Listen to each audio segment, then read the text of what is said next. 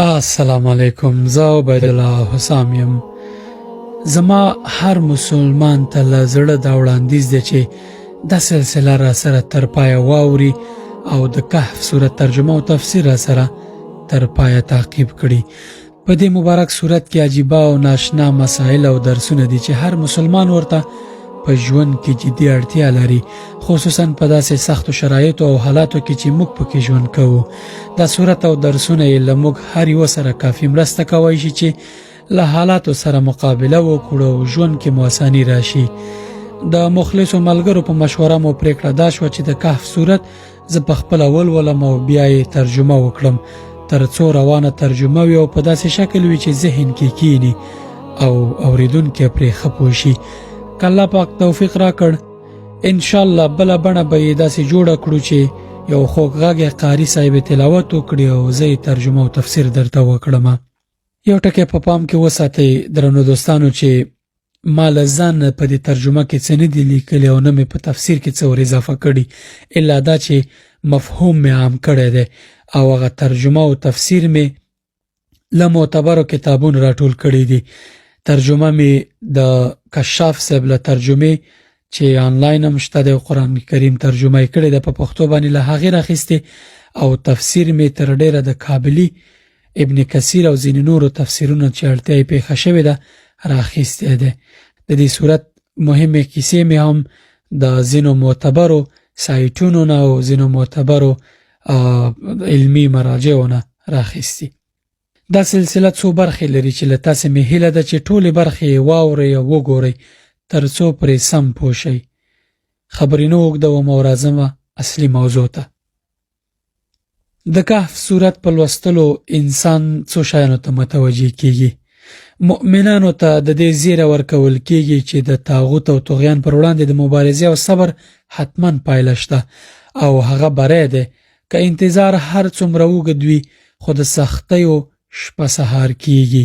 ترڅنګ یې څنګه د ژوند خوباییو او د ژوند د زینت له فتنو ځان وساتو او څنګه چلند ورسره وکړو.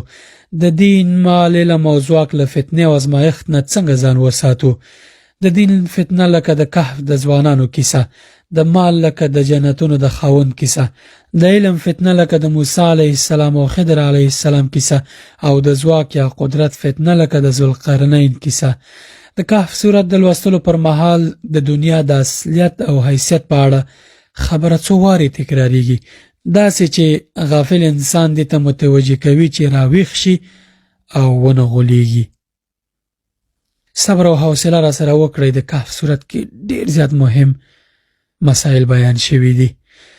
بریا ته د رسیدو لپاره د کهف سورت سپارښتنې: د فاسد او ظالمې ټولنې پرېښودل لکه څنګه چې د کهف ځوانانو وکړل. هر کار او هر ژمنې ترسره کولو لپاره له الله تعالی مرسته غوښتل او پر الله پاک توکل کول، د نیکانو ملګرتیا پالل، د نفساني غوښتنو څخه ډډه کول او پر خپل نفس حاکمېدل. د دې ټولو موضوعاتو مثالونه د کهف سورت په ژباړه کې راځي انشاءالله. اوس راځم د کهف سورت فضیلت درته وایم. ولې باید کهف سورت موږ هره جمعه ولولو، معنی یې زده کړو، په تفسیر یې ځان پوه کړو او مفهوم باندې ځان پوه کړو.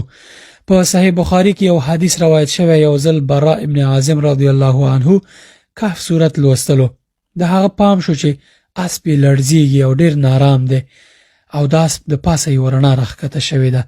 هغه وایي کله چې به ما تلاوت بس کړ دغه رڼا به پاس اسمان لوري ته لوړېده او کله چې به مې تلاوت بیا پیل کړ رڼا به راښکته کېده. براء پیغمبر صلی الله علیه وسلم ته لاړ او د خبره یې ورسره شریکه کړه. هغه مبارک ورته وفرمایل: تلک السکینه نزلت، یعنی دا ملائکې وی چې را نازل شوی وي. ابن حجر رحمت الله علیه وی له سکینه څخه مراد ملائکې دي، ځکه کوم ځای ته چې ملائکې ځي هلته سکون یا آرامش احساسیږي.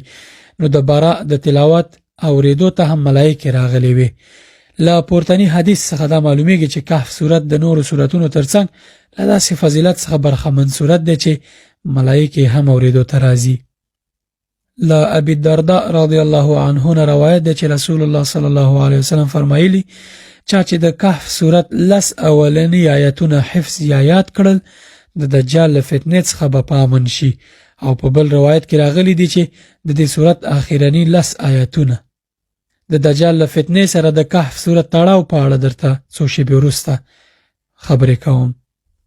همدارنګه رسول الله صلی الله علیه وسلم په یو بل مبارک حدیث کې فرمایي چې د جمعې په شپه سورت کهف تلاوت کړ د دل کور څخه بیت العتیق پورې یعنی کعبه شریفه پورې به نور وي او په بل روایت کې د دواړو جمعو ترمنځ به نور وي راځي. په یو بل حدیث کې پیغمبر صلی الله علیه وسلم فرمایي هر څوک چې د جمعې په ورځ د کهف سورت تلاوت کړي لدې جمعې څخه تر بلې جمعې پورې به د تلاوت کوونکي له مخ څخه یو نور روښانه وي او ځلیږي به. د حدیث مستدرک الحاکم روایت کړي او تر دې مخکینه حدیث صحیح الترغیب و ترهیب کې روایت شوی دی. د کهف سورت موضوعات څه دي؟ د کهف سورت مقصد پاکي او پي کې یو الله تعالی باندې عقیده ترابلل، پیاوړي هوډ، نیکیو، اخلاق او سالم فکر ته د خلکو رابلل چې په دنیا او آخرت کې انسانان پرې بریالي کېدای شي.